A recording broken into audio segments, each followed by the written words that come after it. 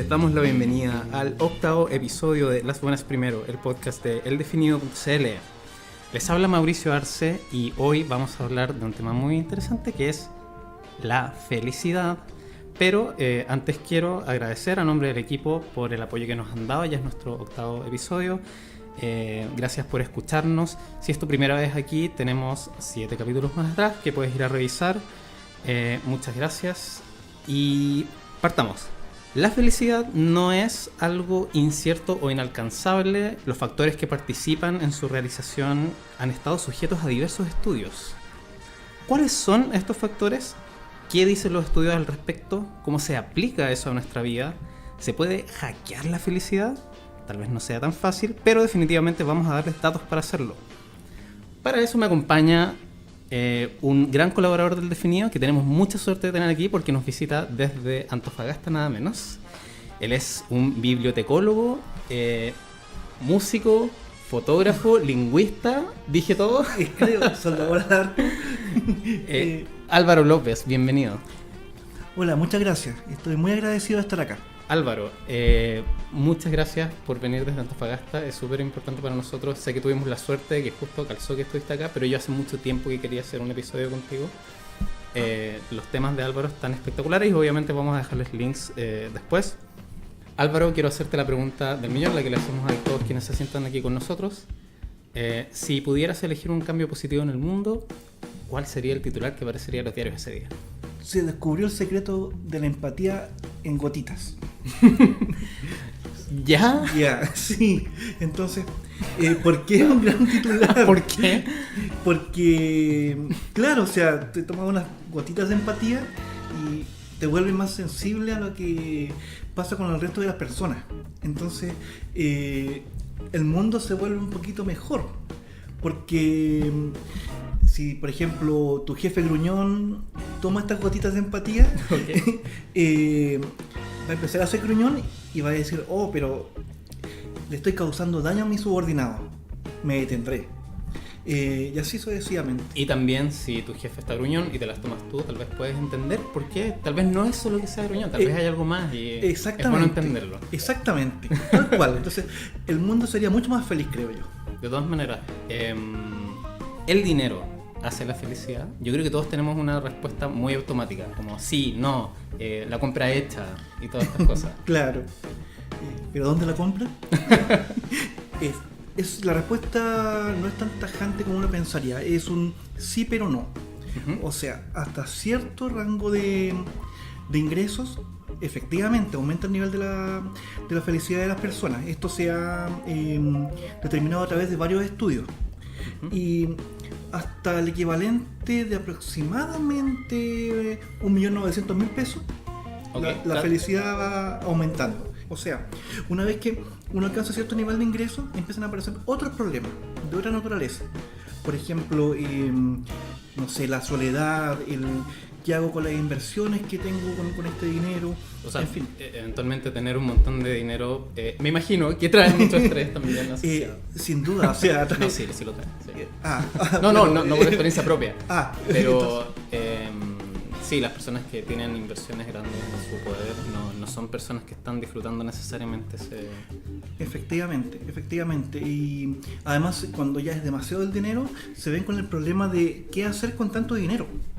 O sea, es verdad, o sea, ¿qué es lo que pasa con Bill Gates, por ejemplo? Ajá. Que tuvo que buscar una forma de hacer caridad, de desembolsar un poco ese dinero, porque era realmente demasiado.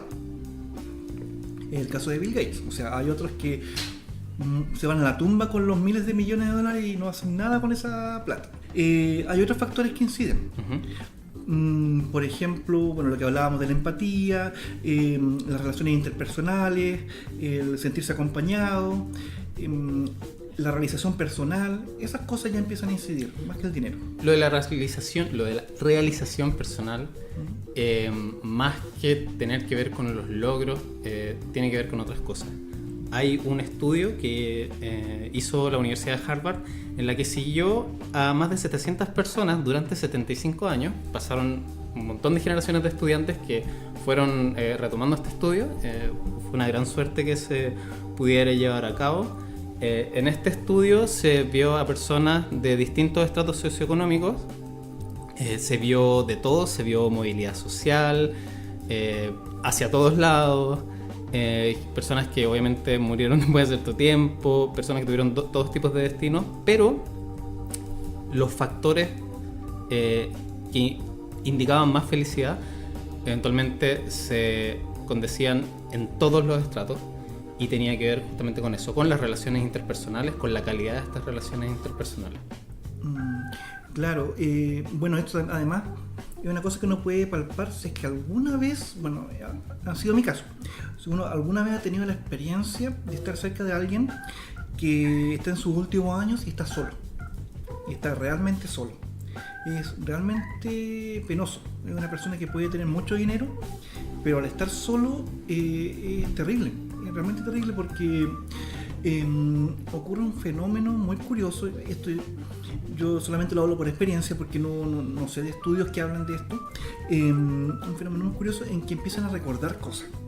Es inevitable para ellos hacer un recuento de lo que ha sido su vida, y si su vida no ha sido satisfactoria y están solos, es tremendo, sufren mucho. Debe ser durísimo. Sí. Pero efectivamente hay estudios que muestran que las cosas que recuerdan las personas no son la casa grande que se compraron, no son los super estudios que tuvieron, o sea, son cosas que están bien, pero no son las cosas que marcaron su felicidad.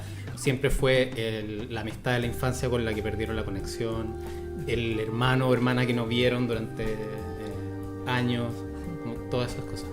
De hecho, es tan así que se demostró que estas relaciones de calidad en edades avanzadas mejora físicamente además a las personas y mentalmente, como que la salud mejora muchísimo. Bueno, sí, es que hay una relación que es pareciera indirecta, pareciera hasta forzada, pero la mayor felicidad incide en el estrés, y el estrés tiene un efecto multifuncional, multisistémico, en las personas. Entonces, por ejemplo, aumenta el nivel de anticuerpos, disminuye la propensión a enfermedades, disminuye las enfermedades crónicas. Hay un montón de efectos que la disminución del estrés produce y que lleva también a un mayor bienestar. Antes de entrar en las formas para hackear el estrés y todas estas cosas de empatía y cómo mantener las relaciones, me gustaría que mencionáramos algunas cosas que son serias y que van irrumpiendo en la felicidad del día a día. Como por ejemplo, ¿somos buenos o malos? Como de repente hacernos esta pregunta, ¿el bien da la felicidad, la da el mal? ¿Ser egoísta? Como en el fondo todo este cruce de cosas son preguntas filosóficas tal vez que nos vamos haciendo. Y hay estudios, que lo escribiste en un artículo que justamente titulado ¿Somos buenos o malos? O sea, todos somos naturalmente ambas, pero nuestra reacción buena o mala frente a las cosas tiene que ver con un factor específico. Ante las decisiones, si cuando te dan menos tiempo para decidir ante una situación, tiendes a ser más empático y menos egoísta, más altruista. Y cuando te dan más tiempo y eres más reflexivo, tiendes a pensar más en ti mismo. Tiene que ver, por ejemplo, con el tema de la respuesta ante la supervivencia. Y es curioso porque esto nos indicaría que uno piensa que si yo quiero sobrevivir, me quiero salvar. Y me salvo solo y como, no sé, el típico gag de la persona que es como muy valiente y hay un terremoto y tira a los niños a un lado y a las mujeres para otra parte. Igual nadie sabe cómo va a reaccionar hasta que está en la situación. Exactamente. Yo no pienso, bueno, este es el instinto de supervivencia. Sin embargo, este estudio que tú mencionabas muestra que nuestra respuesta rápida, que en el fondo la respuesta instantánea de supervivencia, es colaborar. Pero podríamos reducirlo que si la pensamos menos somos más cooperativos. Sí. Y si la pensamos más, somos más individualistas. Efectivamente, sí, eso es cierto. Y quitando el factor bien y mal, está algo que quería que mencionemos, que es la culpa. Porque la culpa la culpa como un sentimiento natural es tan normal que una persona la siente 5 horas a la semana, según un estudio, por supuesto, Y tiene bastantes beneficios como potenciar la empatía o poner límites en las relaciones interpersonales. Pero cuando se vuelve excesiva, por ejemplo, cuando eres feliz y sientes que no lo mereces, o cuando tienes objetivos muy altos y no los estás cumpliendo, o más todavía si estás lidiando con depresión, la culpa se vuelve una constante independientemente de lo que hagas. Y cuando la culpa se vuelve crónica, podrías estar siendo víctima de una distorsión que se llama la personalización. Claro, bueno, la personalización es, en el fondo, crees que todo el mundo gira alrededor nuestro. Entonces, como que yo soy culpable de todo. Claro, pero no es como el egocentrismo de todos me deben todo. No. No es egoísta, sino que es como yo soy responsable de todo. Bueno, en el fondo igual es una suerte de egocentrismo, ¿eh? Pero sí, en el sentido de decir, bueno, yo estoy arriba de este pedestal, entonces todo esto es mi responsabilidad, yo soy el jefe de todos, entonces yo tengo que ser un jefe bueno, por lo tanto, claro, todos tienen que estar bien. O sea, claro, es medio enredada la cosa, medio compleja, pero... Pero ejemplos típicos. Estás con un amigo y tu amigo bosteza, y claro, no bosteza porque tiene sueño, bosteza porque lo aburriste. Claro. Como esa sería la personalización y esta culpa. Efectivamente. Yo leí hace poco a una amiga en Twitter decir que se sentía culpable porque le costaba entender a alguien. Y entiendo perfectamente eso, pero igual no necesariamente es tu responsabilidad entender a las personas. Sí, efectivamente. O bien personas que están muy cansadas y alcanzan cierto límite natural y ya no pueden hacer más y se sienten culpables porque, claro, no sé, porque no pudieron quedarse más horas en el trabajo, o bien porque no han podido ayudar el tiempo que debían ayudar y se quedaron dormidas, por ejemplo, cuando en realidad no es su responsabilidad porque el cuerpo tiene un límite. Claro, y también está la culpa del sobreviviente, que me llamó mucho la atención cuando la leí, que era esta de en el sentido más dramático tal vez, cuando el resto se muere y tú eres quien sobrevive y te sientes culpable por los demás, aunque no haya sido tu culpa. Pero también en el día a día puede pasar, si por ejemplo te fue bien en la universidad y a tu compañero le fue pésimo y tú te sentís culpable por eso, y obvio que no es tu culpa, pero son cosas con las que vamos cargando. Claro, y en un caso muy patente es cuando alguien es el primero en algo en su familia. Por ejemplo, el primero que tuvo una carrera universitaria, el primero que, claro, sacó un posgrado, el primero que, qué sé yo, que viajó a Europa, cosas así.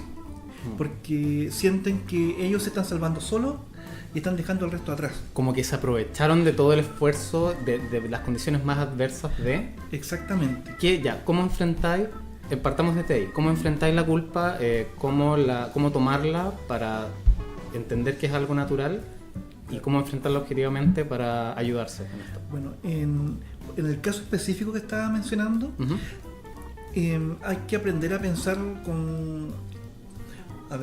con cierta objetividad, en el sentido de que uno no es culpable per se por las circunstancias a las cuales uno es ajeno. Por lo tanto, por una parte, uno debe convertir la culpa en responsabilidad. Eso uno por un lado. Por otra parte, en este caso específico, uno tiene que seguir adelante. O sea, tiene que agradecer todas las situaciones, claro, y luego seguir adelante y tratar de ayudar al resto. Y con eso uno le da una utilidad a este sentimiento. Sin embargo, hay varios factores que inciden para la superación de la culpa. Uno de ellos es como les decía, cambiar la culpa por responsabilidad, comprobar que el comportamiento, lo que está ocurriendo alrededor, se relaciona conmigo. En primer lugar. Como buscar pruebas de que efectivamente existe culpa o no. Claro, o sea, si yo no tengo responsabilidad en lo que está sucediendo, no es mi culpa. Aunque yo crea que sí. Lo otro es no pasarse película. O sea, si no tengo antecedentes para llegar a una conclusión, no puedo saltar a la conclusión. Como en el ejemplo de cuando tu amigo bosteza y tú creís que es porque claro, lo aburriste. Claro. Eventualmente puede ser que sí haya tenido sueño y podéis preguntarle. Exactamente. O sea, no hay que suponer. De hecho, cuando uno hace algo, efectivamente, o sea, te mandaste un condoro, cometiste algo que realmente es terrible, bueno, lo primero es aceptarlo, disculparnos, tratar de reparar el daño, luego procurar que no se repita, tomar medidas para que no se repita, Claro. y luego seguir adelante. Porque si uno se queda ahí dándole vuelta al asunto es muy dañino, y lo más importante, no previenes que se repita el hecho.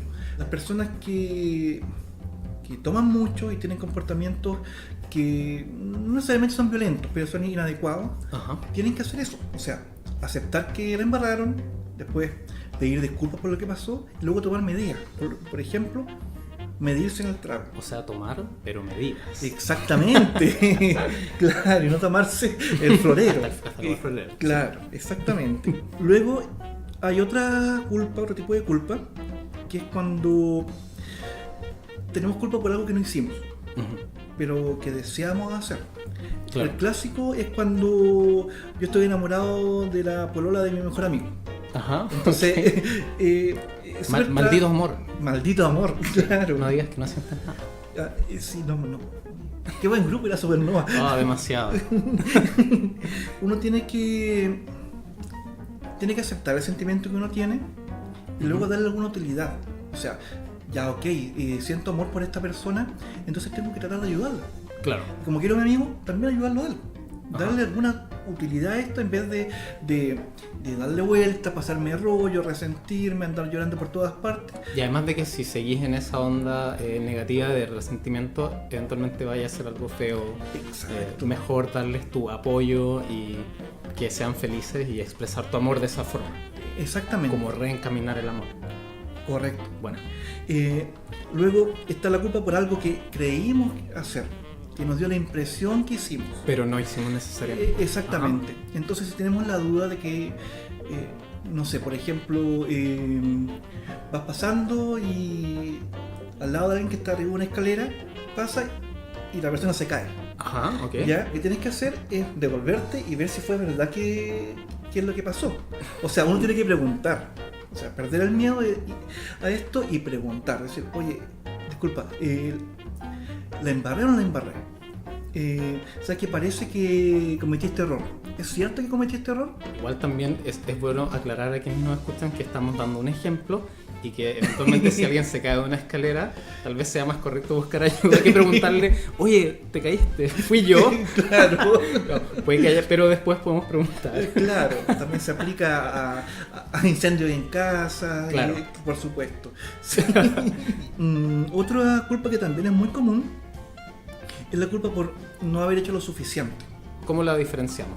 ¿Cuál sería un ejemplo? Por ejemplo, tú estás ayudando a un amigo o pareja o lo que sea en su tesis de grado. Ok, ¿Ya? Esto suena como una historia real. Ok, Me lo contaron, me lo contó el amigo de un amigo. perfecto. Y estaba ayudando a esta persona. Ajá. Bueno, llega un punto en el cual tú no puedes ayudar más. Escucha, a esta otra persona no le fue tan bien como deseaba. Ujú. ¿Ya? Y tú te sientes súper mal. Y te sientes mal. Porque por Claro. supuesto, o sea, tú piensas, mira, es como lo que le pasó, guardando obviamente la distancia, a Schindler, que en la película, que al final, voy a spoiler la película. Spoiler, no, yo creo que ya han pasado los suficientes ¿Tú años crees? como para que... Sí, igual vamos a poner una alerta de spoilers. Sí. Bueno, al final de esa película, claro, Schindler se preguntaba, bueno, podría haber vendido este anillo y haber salvado a más personas.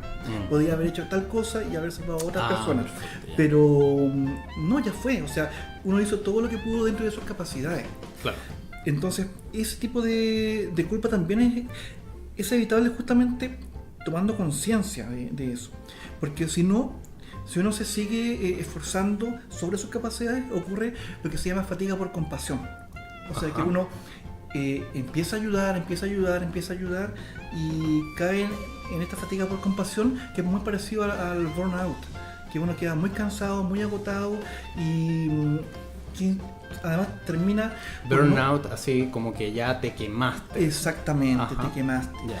Y después ya no quieres saber, más del tema, Mm. o sencillamente ya no puedes ayudar más. O sea, en vez de descansar, de tomarte un par de días, de relajarte y luego volver como al ruedo, si sigues de largo, no, vas a perder poco a poco tu capacidad de ayudar. Eso me recuerda a algo que aprendí en un curso que tuve la oportunidad de poder hacer de primeros auxilios, en el que te decían como ante situación de peligro, lo primero que tienes que ver es que tú estés seguro. Como exactamente. No podías ayudar si no aseguraste tu propia seguridad, porque si no solo estás empeorando la situación. Y, por ejemplo, porque nos enseñaron la maniobra de RCP. RCP, sí. No podías llegar a cansarte. Si llegaste al punto de cansarte, tienes que dejar de hacerlo. Eso. Y es horrible, pero es un ejemplo súper gráfico de lo que estás diciendo. Bueno, otra cosa es no sentirse culpable por algo que uno no pudo hacer desde el comienzo. O sea, es como... Nuevamente, son súper trágicos nuestros ejemplos. Porque este ejemplo que voy a dar...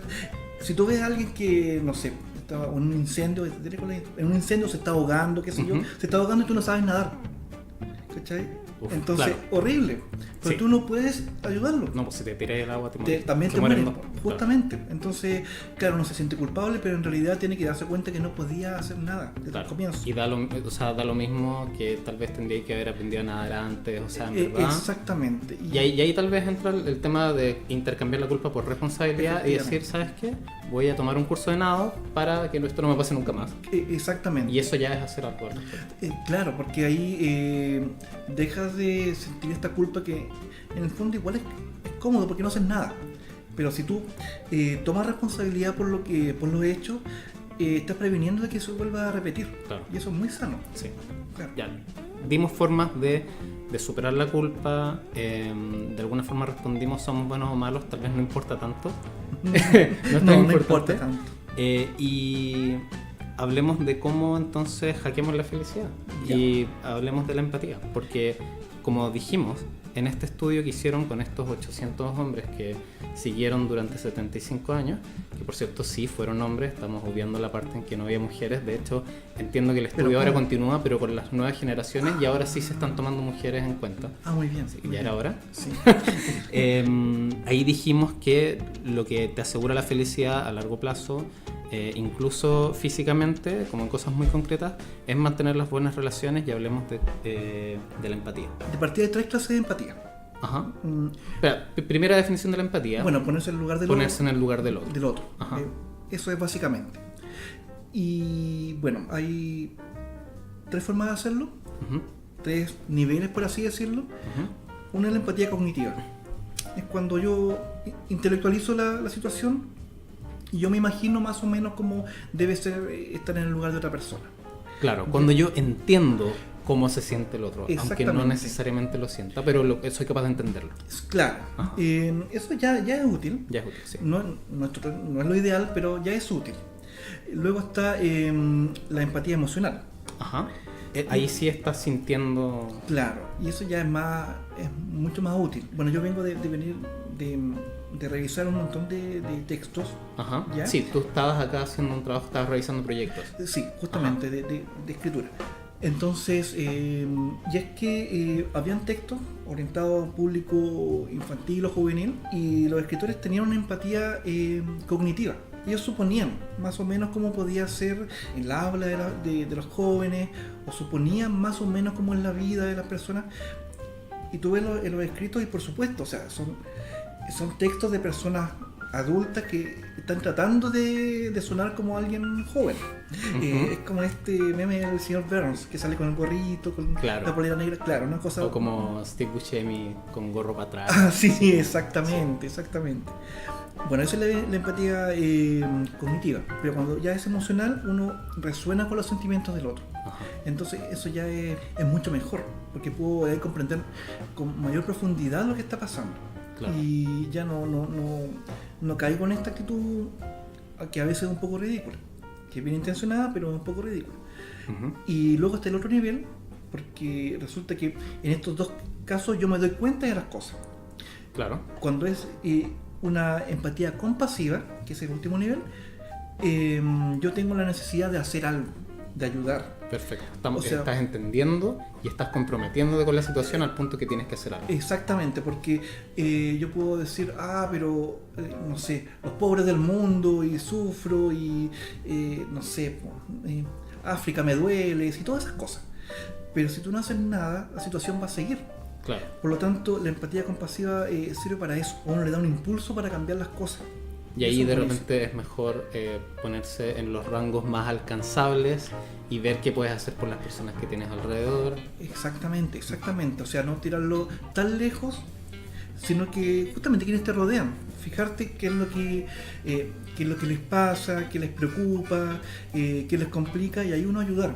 Y ahí se genera un círculo virtuoso, porque cuando tú ayudas a alguien, se genera una muy buena disposición hacia ti.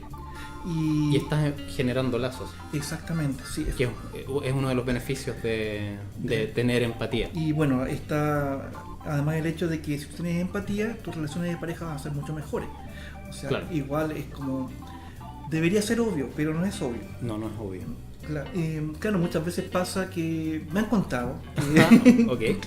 El amigo de tu amigo. El amigo del amigo, claro, que le iba muy mal, le terminó yendo muy mal porque invitaba a su pareja a películas que le gustaban a él. Ah, claro. Claro, entonces... No se estaba poniendo en el lugar. Exactamente, y después se preguntaba, ¿pero por qué? ¿Por qué se enoja tanto? Claro, bueno, en ese sentido también indicar que los hombres somos menos empáticos que las mujeres, y no creo que sea por algo tan... pero esto ya es mi interpretación, no creo que sea por algo tan... fisiológico realmente, tiene que ser algo más cultural, y en ese sentido el llamado es más que nada a que nosotros los hombres le pongamos un poco más de atención al tema de la empatía, que eso nos va más difícil. Además, la empatía te puede ayudar a establecer y mantener amistades. Por supuesto, o sea, nadie quiere a alguien que, como se decía antiguamente, un pativaca que hace lo que le place y no pesca a sus amigos. No, esas amistades duran muy poco. Sí, y son superficiales. Efectivamente. Y justamente estamos hablando de profundizar las relaciones y que eso nos ayude a la felicidad.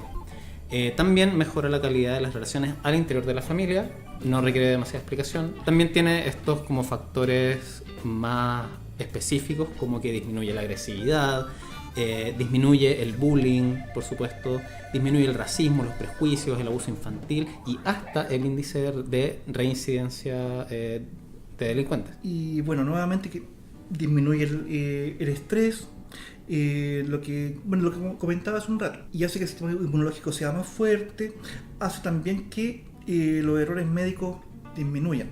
Ajá, esto tiene que ver con cuando vas al médico, y si eres mejor conectándote, es más difícil que el médico interprete una cuestión que no... Claro, y aparte que si el médico sí tiene la empatía desarrollada, es muy posible que el síndrome de burnout sea menor, que tenga menos incidencia, lo cual es súper importante, porque si yo quiero que alguien me opere, no quiero que esté cansado.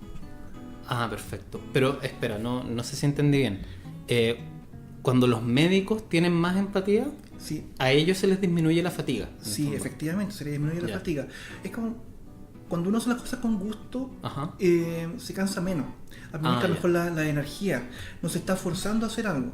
En cambio, si yo odio mi pega, obviamente voy a, o sea, aparte de hacer mi trabajo, interiormente voy a tener una resistencia. Claro. Entonces voy a terminar súper cansado. Bueno, la empatía es algo que de alguna forma ha ido repitiéndose a lo largo de los capítulos. De hecho, me gustaría hacer una pequeña propaganda al capítulo número 1, que hablaba sobre intolerancia y sobre discusiones. Y ahí hablamos un poco de cómo criar hijos empáticos, que también hablamos en ese episodio sobre cómo, de alguna forma, que tus hijos sean empáticos les potencia mucho más la posibilidad de ser felices que potenciarles otras habilidades que uno podría asumir que tienen más que ver con el éxito. De hecho, puede ocurrir que haya padres que de alguna forma digan, como lo que tú decías, y como padres que son capaces de darte cosas que ellos no tuvieron. Ya, claro. Y de alguna forma se enfocan mucho en que te están dando lo que ellos no tuvieron en términos materiales, pero empiezan a descuidar esta parte de cultivar la empatía, y eso también sería algo súper importante lo que ponerle ojo en la crianza. Sí, además eso te lleva al extremo de que hay personas que hacen que estudien carreras que les gustan a ellos, porque estiman que es una buena carrera. Heavy. Y es heavy, sí, porque después, 20 años después, el hijo es muy infeliz o ha tenido una vida terrible porque ha tenido que cambiarse de, no sé, del trabajo en que está, porque no le gusta, en fin, es muy lamentable. Terminemos finalmente con un artículo que tú hiciste que me encantó, que es 4 herramientas para alcanzar la felicidad. Y tú hablas de un método que se llama espiral ascendente, y tiene estos 4 factores que quiero que los mencionemos. Y quiero que sea como ya, aquí, ahora sí vamos a hackear la felicidad, ¿no es cierto? Bueno, sí, pero bueno, claro, o sea, al menos nos vamos a orientar para allá. Es un avance, todo es un avance. Por supuesto que sí. Bueno, Número 1. Preguntarnos de qué estamos agradecidos. Esto tiene efectos que son medibles, porque produce, eleva el nivel de dopamina, eleva el nivel de serotonina, al sentirme agradecido. Eso hace que mi sueño se regule bien, que yo duerma bien, que tenga una sensación de tranquilidad. Es heavy. Y claro, son hormonas que tienen directa relación con la felicidad, ¿no es cierto? Sí, efectivamente. Y pasa que el solo ejercicio de hacer la búsqueda de que estamos agradecidos nos va trayendo beneficios, no necesariamente, o sea, si estamos en un súper mal momento en el que en verdad cuesta mucho encontrar de qué agradecer, por lo menos el ejercicio de buscarlo produce el mismo efecto. Ahora, claro que no hay que pasarse al otro extremo, de buscar y buscar cosas de estar agradecido y de repente caer en la culpa de que, pero es que no estoy agradecido lo suficiente hoy día, qué terrible. Claro. No, eso tampoco. Es una herramienta para la felicidad, no para lo contrario. Efectivamente. Número 2. Darle nombre a los sentimientos negativos. Ajá. Etiquetarlo. O sea, si yo me siento mal, tengo que reconocer mi emoción. Decir, bueno, esto se llama de tal manera. Estoy sintiendo rabia, estoy sintiendo miedo, en fin. ¿Qué pasa cuando le ponemos nombre? La emoción tiende a disolverse. En cambio, cuando la reprimo, tiende a reaparecer. Ajá. Cada vez que yo me hago loco con mi emoción, no le pongo un nombre, porque cuando no le pongo un nombre, no la reconozco, la dejo pasar nomás. Claro, y empiezan a crecer, ¿no es cierto? Exactamente. En cambio, si tú al final, pudiendo haber superado un sentimiento de molestia, de rabia, de tristeza, dentro de un día, esto se alarga por meses, porque uno al final pone la mirada en otra parte. Ahora, ¿qué pasa? También uno podría intuir, no quiero pensar mucho en esto, no quiero darle nombre a esto, no quiero enfrentar esto, porque si le pongo nombre, lo voy a transformar en algo. Eso no pasa. Ese es un miedo que eventualmente no se cumple, porque en el momento que tú le das nombre a las cosas, se empiezan a disipar, ¿no es cierto? Exactamente. Y esto también es medible por algo físico. Bueno, de hecho, se han hecho estudios en los cuales se demuestra que eso es así como tú dices. Y al etiquetarlo además, uno sabe qué hacer. Y eso nos lleva a número 3. Tomar decisiones. Hablamos de hacer algo, tomar decisiones. Bueno, porque se produce un efecto fisiológico, y es que se activa la corteza prefrontal. Eso significa que la ansiedad y la preocupación disminuyen. Físicamente, sí, es medible físicamente. Ahora, no es necesario que sea la solución perfecta, total, completa, con que sea ya lo suficientemente buena, ya el estrés se libera. Perfecto. O sea, en el fondo el consejo es no pospongas las decisiones, toma decisiones, no importa que no sean perfectas, vas a ir hacia... Exactamente. Vas a estar mucho más. Claro, ir hacia adelante. Y la número 4 es, bueno, esto va a sonar un poco raro, ¿sí? Pero sí funciona, y es tocar a las personas, tocarlas. Así, literalmente. Sí, tocarlas, o sea, darle un abrazo, una palmada, porque esto produce varios efectos, uno de los cuales es que disminuye la sensación de dolor físico, porque se libera oxitocina, que es está relacionada con varias cosas, que van a sonar medias raras en este contexto. Está relacionada con el parto, con la lactancia, con el orgasmo, pero aparte, esta hormona aparece cuando se construyen relaciones de confianza, relaciones de generosidad. Cuando se están construyendo, aparece esa hormona. Efectivamente. Perfecto. Y eso, me gustó que mencionaste que no es necesariamente un abrazo, o sea, no es que voy en el metro y voy a abrazar a la persona que tengo al lado, no, de repente dar la mano, darle la mano a alguien, una palmadita a tu amigo, claro. En el fondo de esas cosas ya están contribuyendo a eso. Claro. Porque alguien podría pensar, pero a mí nadie me quiere, entonces yo no tengo nadie me toca.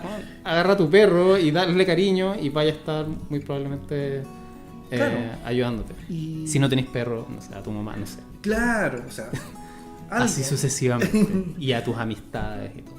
Claro, o sea, por último, incluso aunque suene raro, a tu jefe, no sé, algo. Alguien tiene que ver Sí. si uno no vive aislado en una isla. Debería estar de más, pero igual me gustaría aclarar que siempre es importante el consentimiento de las personas. Que nunca hay que pasarse de la raya Sí. y que uno no puede llegar a manosear a la gente y decirle, es que estoy haciéndote feliz porque te estoy tocando. No. Eso no funciona así. No, porque la empatía... ¿dónde está? Empatía. Sí. Exactamente. Siempre con empatía. Buenísimo. Álvaro, ¿algo que te gustaría agregar a lo que acabamos de hablar? Sí, la verdad es que sí. ¿Sí? Personalmente considero que muchas veces las personas son infelices porque se aferran a cosas que por naturaleza están cambiando. Esto va a sonar medio filosófico, medio budista, pero yo creo que es buena realidad. Ajá. Las cosas que son materiales, incluso las emociones o las ideas, son pasajeras. O sea, es cosa de uno pensar, a ver, qué pensaba yo, qué sentía yo a los 15 años, cómo era mi cuerpo y cómo es todo ahora. Claro. Es muy distinto. Y mis prioridades probablemente también eran transitorias y no definitivas. Efectivamente, entonces no vale la pena desvivirse tanto por eso que es transitorio. O sea, a lo que voy yo, no voy a que no tengamos metas, que no busquemos tener un bienestar material. A lo que voy yo es que no hay que tomar eso como el fin último, o como no hay que pretender eternizar algo que es transitorio. Entonces uno tiene que, aceptar mi situación, si siento que estoy mal, buscar mejorarla, por supuesto, pero atender a cosas que son más profundas, o sea, las relaciones interpersonales, por ejemplo. Claro. Todo lo que implica eso, hacer algo por los demás, tratar de ser uno incluso mejor persona, porque eso mejora nuestra calidad de vida.